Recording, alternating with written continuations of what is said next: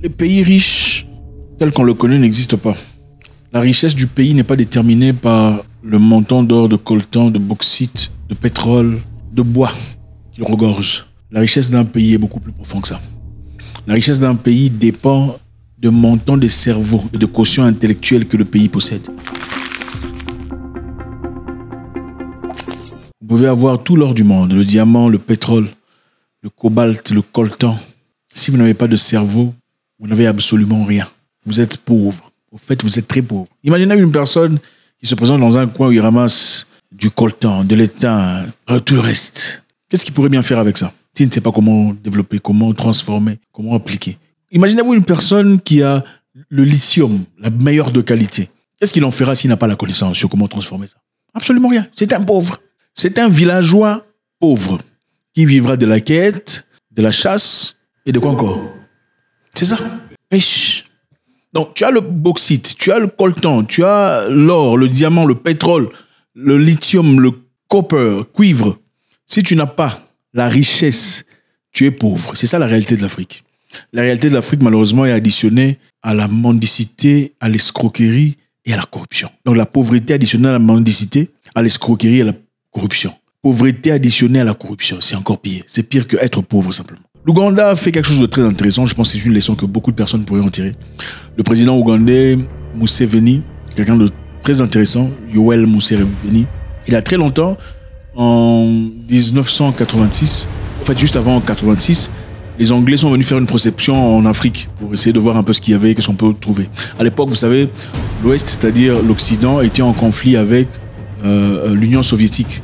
Ils ne pouvaient donc pas coopérer sur le plan économique et tout le bazar. Ce qui s'est passé, c'est quoi? Ils sont venus en Afrique pour chercher, ils avaient besoin de gisements de pétrole. Vous savez comment développer tout ça, l'industrie et tout le reste. Les Anglais sont venus en Ouganda, ils ont fait leur scannage, ils ont découvert qu'il y avait beaucoup de pétrole, un gisement de pétrole autour du lac Albert. Lac Albert qui est juste entre l'Ouganda et la République démocratique du Congo aujourd'hui, ex-Zaïre.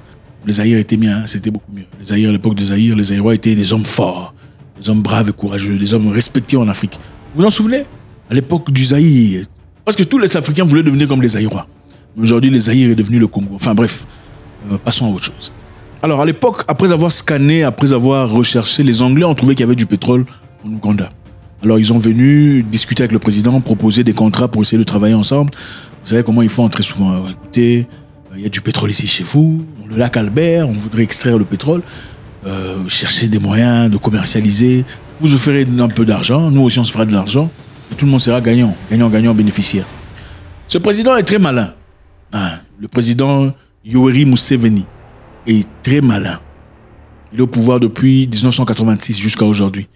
C'est quelqu'un de très malin, de très intelligent, de très sage. Peu importe, il n'y a personne de complètement parfait, mais c'est une personne, en tout cas, très intelligente par rapport à beaucoup de présidents africains. Qu'est-ce qu'il dira?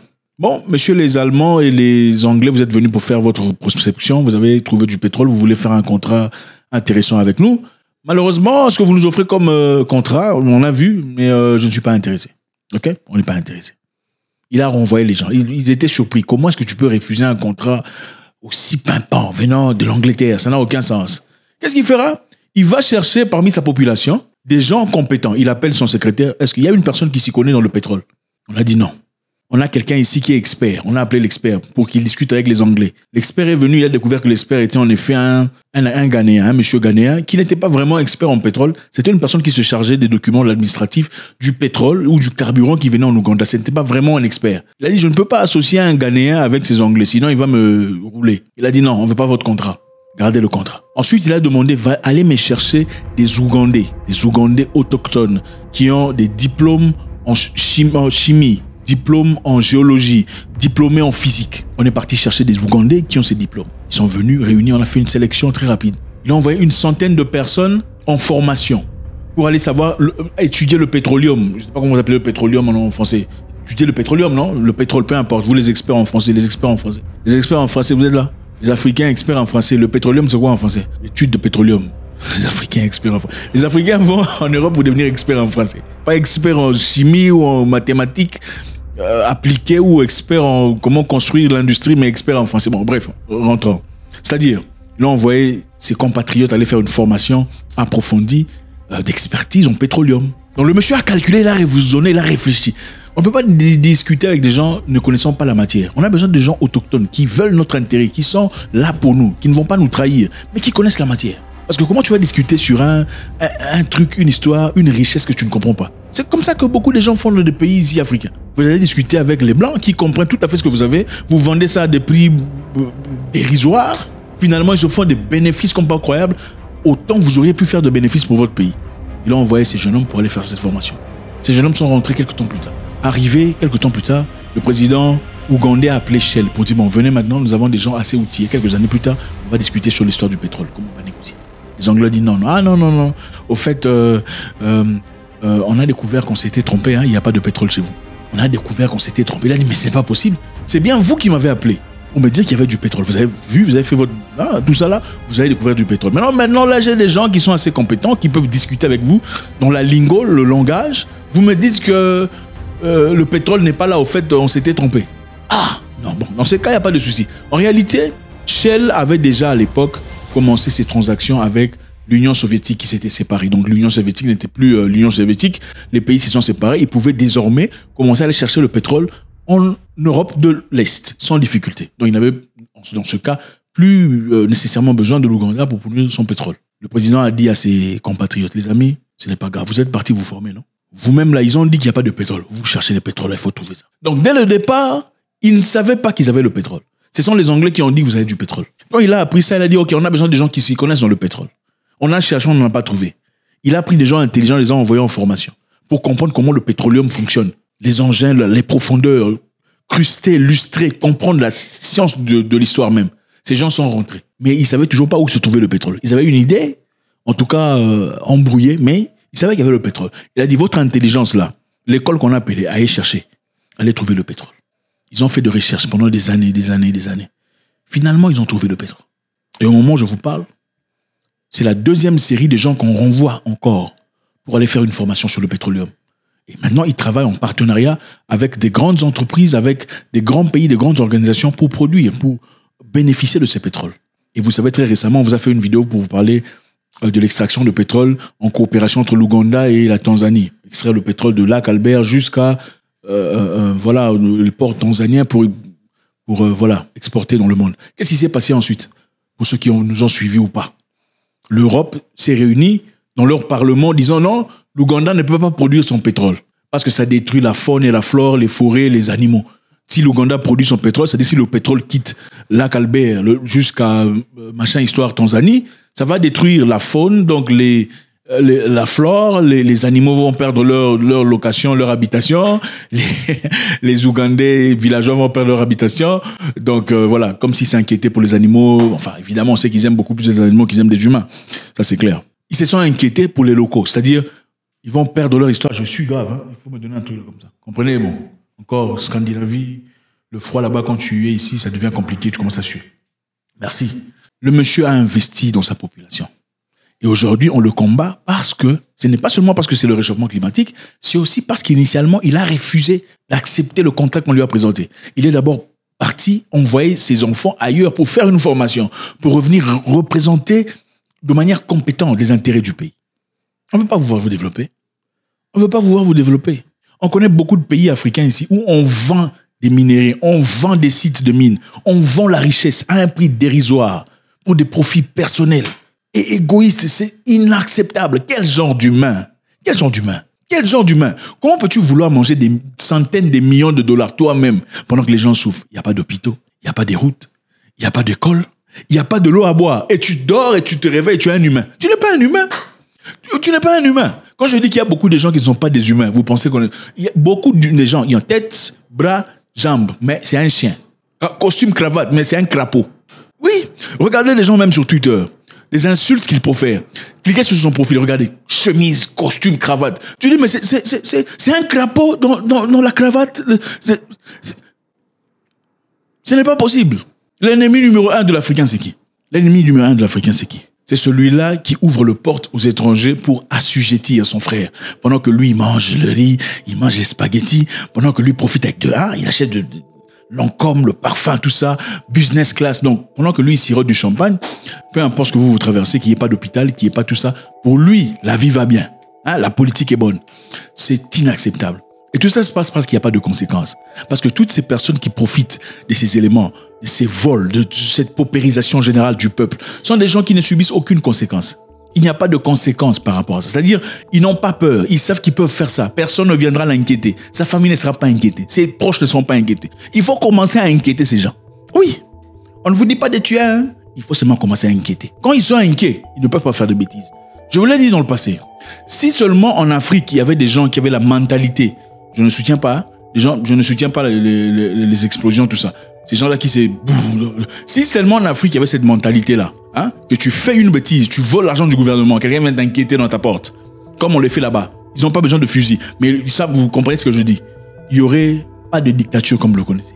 S'il y avait des répercussions physiques, aux politiciens volaient l'argent qui était prévu pour construire une école, aux politiciens volaient l'argent prévu pour construire l'hôpital, le politicien a vendu 1000 et il vit.